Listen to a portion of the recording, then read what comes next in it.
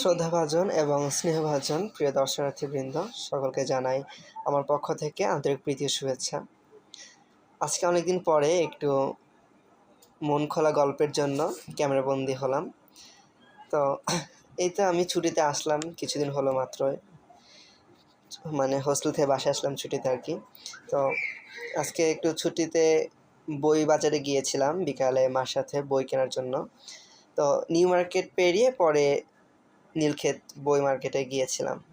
তো যখন new market অতিক্রম করছিলাম তখন মানে উপচে পড়া ভিড় ছিল কাপড় মার্কেট মধ্যে, কিন্তু যখনই আমি নিউ মার্কেটে পেরিয়ে বই মার্কেটে প্রবেশ করি মনে হচ্ছে আমি যেন কোথা থেকে মরুভূমির মধ্যে চলে আসলাম, মানে একদম জনমানব শূন্য একটা জায়গা।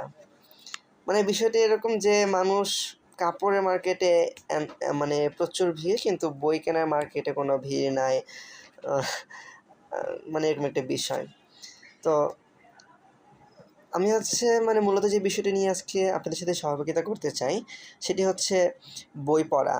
আমার প্রিয় একজন ব্যক্তিত্ব প্রমথ চৌধুরী, ওনার একটি প্রবন্ধ, বই পড়া প্রবন্ধ নিয়ে কিছু কথা আজকে আপনাদের সাথে শেয়ার করব।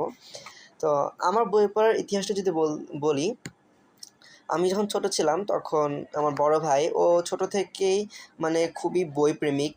তো ও নিজেও বাসায় বই পড়তো, একাডেমিক বই ছাড়াও অন্যান্য সায়েন্স ফিকশন বা অন্যান্য যে বইগুলো আছে সেগুলো সে খুবই পড়তো এবং আমাকেও খুবই ইন্সপায়ার করতো পড়ার জন্য। কিন্তু আসলে কোনোভাবে আমি এই জিনিসটাকে নিজে আয়ত্তে আনতে পারিনি যে এটা একটা শখ হিসেবে নিজের মধ্যে রাখা একটা ভালো যে বৈশিষ্ট্য, এটা আমি ছোটো থেকে আনতে পারিনি।